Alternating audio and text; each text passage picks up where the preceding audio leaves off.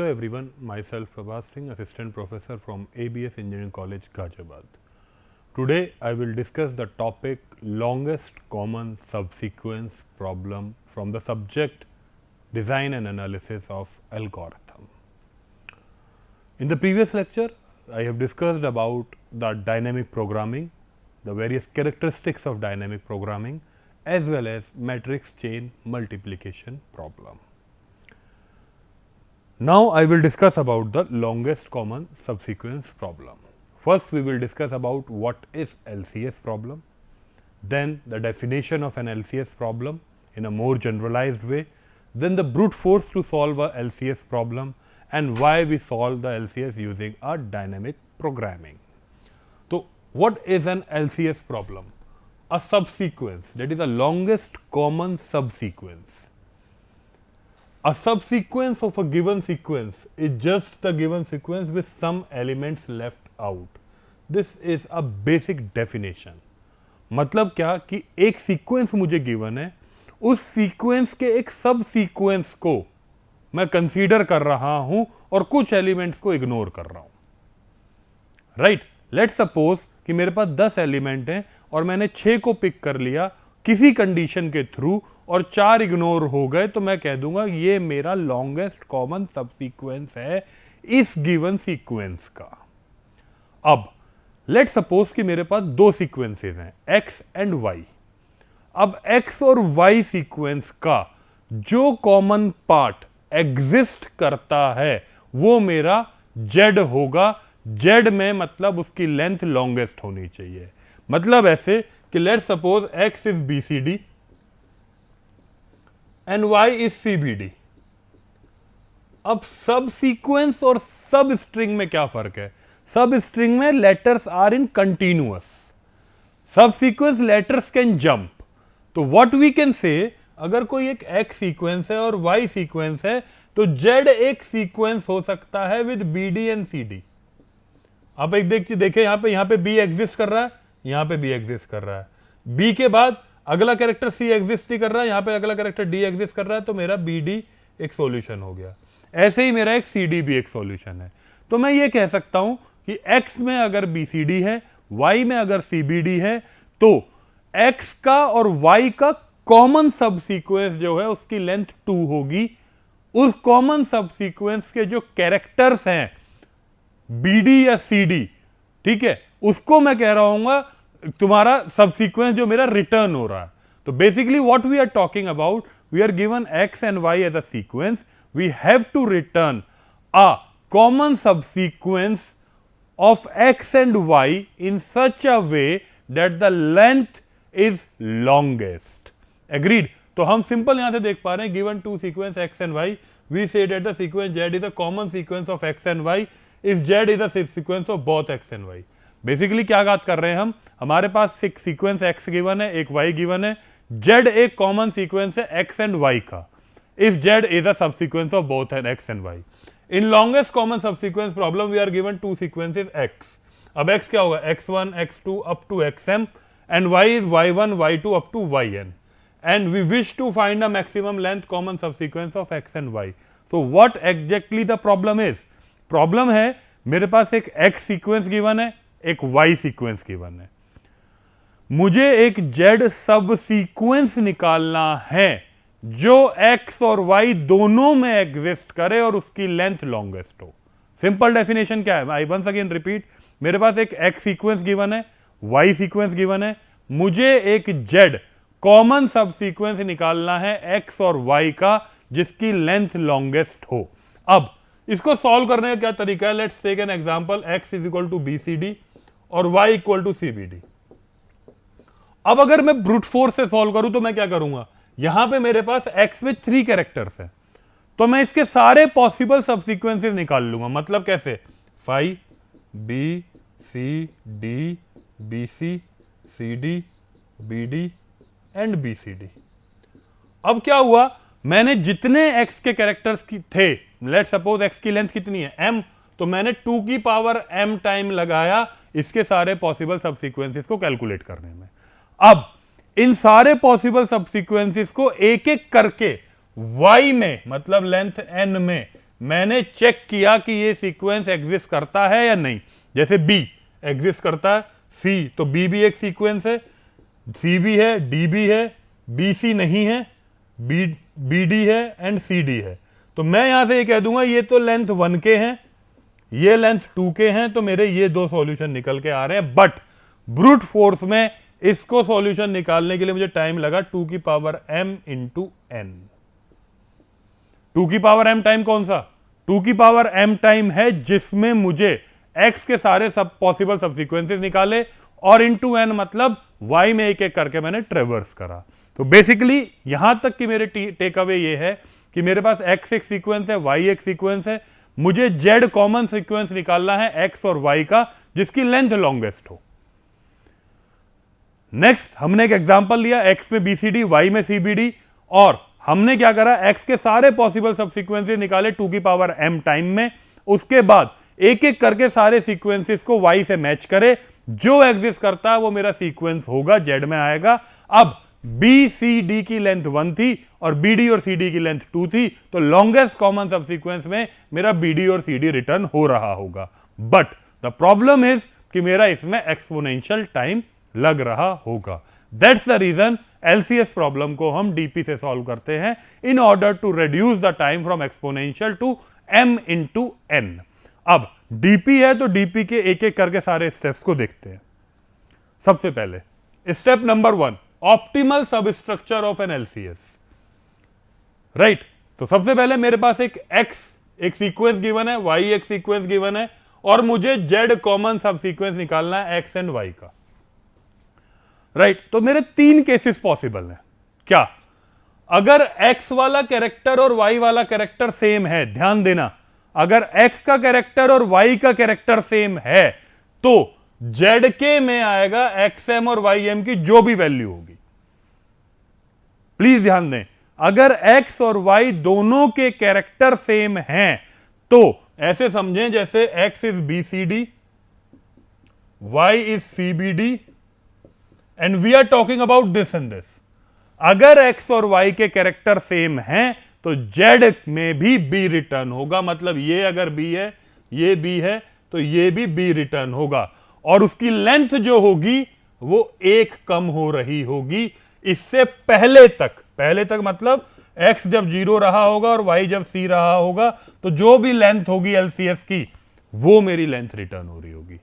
Agreed? तो simple पहले case में क्या ध्यान रखना है भाई, 2 चीजें पॉसिबल हैं, या तो x और y का कैरेक्टर सेम होगा या सेम नहीं होगा।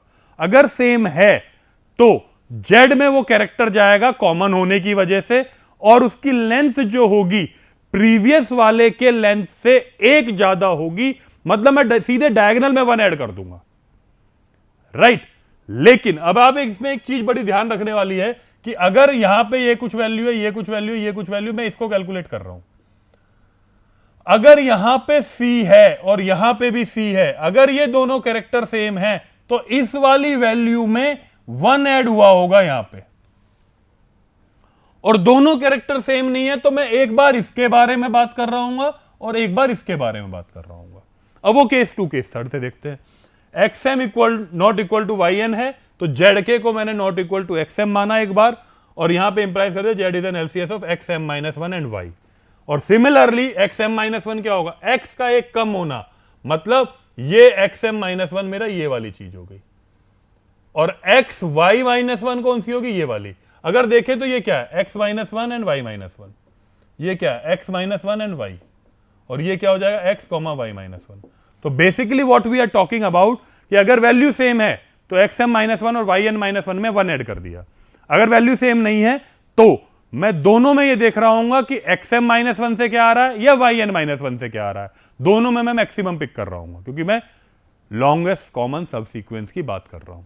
तो ये मेरे 3 केसेस यहां से निकल के आए। केस 2, अब इन्हीं केसेस को मैंने रिकर्सिव फॉर्मुलेशन में फॉर्मुलेट करा। सिंपल क्या, LCS है the overlapping subproblem property because to find the LCS of x and y we may need to find the LCS of this. If xm not equal to yn then we must solve 2 sub problem finding an LCS of this.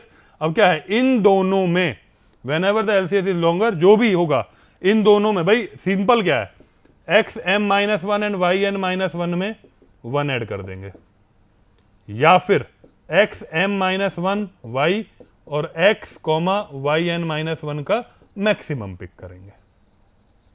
ये हमें ध्यान रखना है। तो basically इसके recursive formulation पे बात करें तो हमने डिफाइन कर दिया, let C i j be the length of an LCS, क्योंकि हम लेंथ कैलकुलेट कर रहे हैं अभी, ठीक है, of sequence X i and Y j if either i equal to 0 and j equal to 0। अब ध्यान दें, एक्स में कोई कैरेक्टर नहीं है, वाई में कैरेक्टर है, एक्स में कैरेक्टर है, वाई में कोई कैरेक्टर नहीं है, और एक्स और वाई दोनों में कोई कैरेक्टर नहीं है, तो भाई एलसीएस तो कुछ आएगा ही नहीं ना। तो व्हाट वी आर सेइंग, अगर आई 0 हो एंड जे 0 हो, इनमें से अगर कुछ भी 0 है तो one of the sequence has length 0, then the LCS will be 0।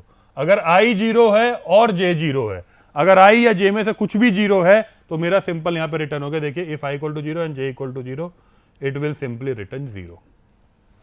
Agreed भाई, सीधी सी बात, एक्स में कोई कैरेक्टर है, वाई में कोई कैरेक्टर नहीं है, तो जेड थोड़ी ना कुछ आएगा। एक्स में भी कुछ नहीं है, वाई में कुछ भी नहीं है, तो जेड में भी कुछ नहीं है। एक्स में कैरेक्टर नहीं है, वाई में कैरेक्टर है, तो जेड में भी कुछ नहीं है। तो what we are saying is if I equal to 0 और J equal to 0 then C of I J will return 0, right. लेकिन अगर आई और जे 0 से बड़े हैं और एक्स आई और वाई जे का कैरेक्टर बराबर है और एक्स आई और वाई जे का कैरेक्टर बराबर नहीं है, यही दो केस बने। अगर बराबर है तो सी आई जे में सी आई माइनस वन जे माइनस वन प्लस वन आ जाएगा। सी आई माइनस वन मतलब पुरानी, जे माइनस वन पुरानी, प्लस वन मतलब डायगोनल वाली वैल्यू। और अगर दोनों चीजें बराबर नहीं है तो क्या, सी i J minus one, C I minus one जे और मैक्स, दोनों का मैक्सिमम। इन्हीं केसेस का मैंने यहां इलेबोरेशन कर रखा कि अगर आई और जे में से कुछ 0 है तो सिंपली 0 रिटर्न हो जाएगा। अगर दोनों बराबर हैं तो मैं डायगोनल वाले में 1 ऐड करूंगा, दोनों बराबर नहीं है तो मैं इस और इसका मैक्सिमम पिक करूंगा, राइट। इसी पे अब इसकी नेक्स्ट एल्गोरिथम देख लेते हैं, computing the length of an LCS. तो what is basically the algorithm, X given है, एम गिवन है, वाई गिवन है, तो हम जेड कैलकुलेट कर रहे हैं। तो एलसीएस लेंथ नाम का एक फंक्शन बनाया एक्स एंड वाई, ठीक है। अब सिंपल देखो, एक्स क्या है, एक्स की लेंथ कितनी है, एम, तो मैंने एम में स्टोर करा दिया लेंथ ऑफ एक्स, एन में स्टोर करा दिया लेंथ ऑफ वाई। अब मैंने एक लूप चलाया, फॉर लूप, आई की वैल्यू 1 से लेके एम तक। कहने का मतलब यह है कि यहां पे मैं बात कर रहा हूं एक्स के कैरेक्टर्स हैं 1 से लेके एम तक, तो मैंने सिंपल कहा कि अगर एक्स के कैरेक्टर 1 से लेके एम तक हैं और वाई के कैरेक्टर डिफाइन नहीं है तो सी आई जे में 0 आ गया,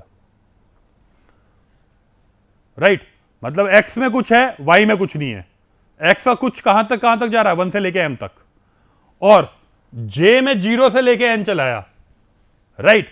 0 से लेके एन तक का लूप चलाने का ही मतलब क्या हो गया, यहां पे तो मैं कैलकुलेट कर रहा हूं C1 0, C2 0, इस तरह की चीजें। यहां पे क्या कैलकुलेट कर रहा हूं, C0 0, C0 1, C0 2। तो basically what we have done is, मैंने फर्स्ट रो और फर्स्ट कॉलम को 0 कर लिया। मतलब ये सिंपल था कि आई और जे में से कुछ भी 0 है तो मैंने उसको 0 रिटर्न कर दिया। तो भाई 3 ही कंडीशन पॉसिबल थी, या तो आई में कुछ हो, जे में कुछ ना हो, या आई में कुछ ना हो, जे में कुछ हो, या दोनों में कुछ ना हो। तो दैट्स वाई हमने इन इंडिपेंडेंट लूप्स के थ्रू ये वाला लूप 1 से लेके एम तक चलाया, 0 से एम भी चला सकते थे, ये वाला 0 से लेके एन तक चलाया, और मैंने सी आई जे को या C0 को इनिशियलाइज कर लिया विद 0। अब आगे की कंडीशन जो हमारे रिकर्सिव फॉर्मुलेशन में 3 केस थे, उसी का फॉर्मुलेशन अगर आगे देखें, यहां क्या करा, इसने 2 डिपेंडेंट लूप्स बनाए। भाई डिपेंडेंट लूप बनेंगे ही बनेंगे, ठीक है, 1 से लेके एम तक, जे से लेके एन तक, ठीक है। आई वाला 1 से लेके एम, जे वाला 1 से लेके एन तक। अब पहली कंडीशन क्या रख दी, अगर दोनों बराबर हैं तो क्या होगा भाई, सी आई जे में सी आई जे पुरानी वैल्यू प्लस 1, और बी आई जे नाम के में ये स्टोर करा लिया कि डायरेक्शन क्या है। डायरेक्शन से ये पता चल गया कि ये दोनों कैरेक्टर सेम थे, तो ये वाला जेड में कैरेक्टर जाएगा। इसकी भी एक एल्गोरिथम है, हाउ टू प्रिंट एलसीएस, वो हम डिस्कस करेंगे अभी, राइट। एलसीएस में मैंने क्या कहा, इन दोनों में जो भी बड़ा है, भाई ग्रेटर देन इक्वल टू करा। अगर ये बड़ा है तो सी आई जे में ये स्टोर हो गया और डायरेक्शन हो गई ऊपर की तरफ, आई माइनस 1। और अगर ये वाला पार्ट बड़ा है एल्स में तो डायरेक्शन हो गई राइट की तरफ, सॉरी लेफ्ट की तरफ, और रिटर्न कर दिया सी और बी। सिंपल फंक्शन था, m इंटू एन टाइम इसमें लग रहा था। इसी के एग्जाम्पल पे काम कर लेते हैं। अब जैसे इसमें आपने क्या करा होगा, x और y मुझे गिवन है, मैंने x के सारे कैरेक्टर्स इधर लिख लिया, y के सारे कैरेक्टर्स इधर लिख लिए, ठीक है। i को चला लिया 0 से लेके 7 तक, यहां भी 0 से लेके 7 तक, राइट। अब सबसे पहला पॉइंट ये क्या था, जहां x और y दोनों 0 हों, बट ऑब्वियसली 0 है, राइट। अब x में a है, y में कुछ नहीं है, तो ये भी 0। x में a भी है, y में कुछ नहीं है, तो ये सब मैंने 0 डिफाइन कर दिया, और इधर मैंने फिर इस वाले पार्ट को 0 डिफाइन कर दिया। अगर देखें यहां पे x और y दोनों 0 है, यहां पे x a हुआ, नेक्स्ट x a b हुआ, a b c, a b c b, a b c b d, a b c b d a, a b c b d a b, ये मेरा x grow करा, y 0 था, ऐसे ही यहां x 0 रह रहा होगा, y ग्रो कर रहा होगा, तो मेरी सारी वैल्यूज 0 रिटर्न हो गई पहले इंडिपेंडेंट फोर लूप्स के थ्रू। अब हमारे दो केस चलेंगे, या तो xi और yj बराबर होंगे या xi yj बराबर नहीं होंगे। तो xi yj बराबर होना मतलब, मैं अगर यहां पे बात करूं तो मैं किस कैरेक्टर की बात कर रहा हूं, मैं इस कैरेक्टर और इस कैरेक्टर की बात कर रहा हूं। मतलब सिंपल क्या, x में a, y में b, भाई दोनों कैरेक्टर सेम नहीं है, दोनों कैरेक्टर सेम नहीं है, तो मैं क्या करूंगा, इसकी ऊपर वाली value, this is what, ci minus 1j, इसकी दाएं वाली value, this is what, ci comma j minus 1, इन दोनों वैल्यूज में जो मैक्सिमम होगा उसे पिक करूंगा। अब भाई यहां तो दोनों सेम है दोनों सेम है, तो अपनी एल्गो में हमें क्या कर रखा है, अगर दोनों सेम है तो मैं 0 लिख के ऊपर की डायरेक्शन दे दी। नेक्स्ट, x में a, y में bd, फिर मैंने 0 लिख के ऊपर की डायरेक्शन दी, फिर 0 लिख के ऊपर की डायरेक्शन दी, फिर नेक्स्ट आए यहां पे जैसे ही आए तो मेरा x में तो a था, y में आ गया क्या, b d c a। अब देखो जैसे ही ये आया तो मेरे पास ये और ये कैरेक्टर मैच हो गए ना, तो इससे पहले की चीज क्या बची, x में कुछ नहीं, y में b d c। तो सिंपल जब ये वाली वैल्यू आई तो मैं इसकी डायगोनल के पास गया और उस वाली वैल्यू में 1 ऐड करके डायगोनल एरो दे दी। एग्रीड, बहुत सिंपल है। अगर इसको देखें अभी, नेक्स्ट अगर आए, नेक्स्ट आए तो इसमें मेरा b ऐड हो गया। इन दोनों में मैक्सिमम कौन सा है भाई, मैं इस वैल्यू को निकालने के लिए किस पे फोकस करूंगा, इस पे और इस पे। इन दोनों में मैक्सिमम क्या है, ये 1 इधर की तरफ एरो आ गई। इन दोनों में मैक्सिमम क्या है, नेक्स्ट अगर a फिर से आ गया तो a और a मैच हो गया, a और a मैच हुआ, दिस इज 1। तो अब a और a मैच होने का मतलब डायगोनल वाली वैल्यू, डायगोनल वाली वैल्यू में 1 आया और मैंने ये डायरेक्शन दे दी। तो बेसिकली मैं किस चीज पे फोकस कर रहा हूं, xi इक्वल टू yj है, अगर दोनों कैरेक्टर सेम हो रहे हैं तो मैं cij में ci minus 1 comma j minus 1 plus 1, मतलब डायगोनल वाली वैल्यू में ऐड कर रहा हूं 1, राइट। लेकिन अगर मेरे दोनों कैरेक्टर सेम नहीं हैं तो भाई ci माइनस 1 कॉमा j या ci कॉमा j माइनस 1, इन दोनों में मुझे मैक्सिमम पिक करना है। और अगर दोनों वैल्यूज बड़ी हैं, बराबर हैं, then we have to select the ci minus 1 comma j as defined in an algorithm, right. तो इसी तरह से मैं इसको पॉपुलेट करता रहूंगा और ये चीज उसी को पॉपुलेट करते हुए मुझे फाइनल मिलेगी ये रिजल्ट। फाइनल रिजल्ट यहां तक आपको क्लियर है। नेक्स्ट जब आए होंगे इस पे देखेंगे तो ये चीज, ये और ये कैरेक्टर दोनों सेम हुए, b और b, तो जब 0 में 1 ऐड कर दिया तो इसी तरह से ये 1 और 1 हो गए। तो डायरेक्शन हमने इस तरह से इसको पॉपुलेट कर लिया और सिर्फ हमने इसमें रिकर्सिव फॉर्मुलेशन का जो यूज करा है, जो मेरी एल्गोरिथम है उसको यूज करते हुए हमने इसको ग्रो करा। एग्रीड। और इसमें सिर्फ क्या कंडीशंस को ध्यान रखा था कि सबसे पहले अगर i 0 है और j 0 है तो cij को 0 कर दिया। सिंपल, इसको ऐसे ध्यान रखना है, xi और yj दोनों बराबर हैं तो cij को ci minus 1 comma j minus 1 plus 1 कर दिया। और तीसरी चीज, xi और yj दोनों बराबर नहीं हैं तो cij में ci माइनस 1 कॉमा j और ci कॉमा j माइनस 1 का मैक्स रख दिया। और अगर मैक्स में भी दोनों बराबर हैं तो always prefer ci minus 1 comma j, क्योंकि मेरी एल्गोरिथम में डिफाइंड है, दूसरा भी डिफाइन कर सकते तो उससे कोई दिक्कत नहीं है। ठीक है, अब इसके बाद ये सब ड्रॉ करने के बाद मेरी सारी वैल्यूज आ गई होंगी और यहां तक 4 रिटर्न हो गया। इस 4 रिटर्न होने का मतलब ये हुआ कि आप इस x और इस y से z जो निकाल रहे हैं उसकी लेंथ 4 होगी। थर्ड स्टेप तक आपने लेंथ निकाली है LCS की। अब मुझे यह भी पता चलना चाहिए कि कौन कौन से कैरेक्टर्स होंगे z में। उन कैरेक्टर्स को जानने के लिए मैं क्या करूंगा, अगर यहां पे ध्यान दें, this is 4 with upward direction. आपको मैंने क्या बोला कि जो डायगोनल होगा वही कैरेक्टर सेम हुए होंगे। भाई कैरेक्टर सेम हुए होंगे तो पुराने में 1 ऐड करके डायगोनल की एरो दी होगी। तो जो डायगोनल वाले पार्ट होंगे उनको हमें पिक करना है। तो ये 4 जो है ये एरो ऊपर से आ रही है, मतलब इस पे, तो इसके कोरोस्पोंडिंग जो कैरेक्टर यहां रहा होगा और जो यहां कैरेक्टर रहा होगा वो दोनों सेम होंगे, तभी ये चीज इस वाले 3 में 1 बढ़ के 4 हुई होगी। एग्रीड? तो मैंने यहां से ए पिक कर लिया। नेक्स्ट, ये 3 है, ये 3 कहां से आया? Upward direction. मैं पहुंच गया इसके पास। ये वाला 3 डायगोनल है, लेकिन आया कहां से? इस बी और बी के सेम होना। इन दोनों बी का सेम होना रहा होगा तो इस 2 में 1 ऐड हुआ होगा, तो मेरा यहां बी का कैरेक्टर आ गया। अब ये 2 किधर से आया? इधर से। तो यहां ये सी और इधर ये सी सेम हुए होंगे, और ये सेम होने से ये वाला 1 से 2 बढ़ा होगा ये। अब ये वाला 1 किधर से आया? इधर से।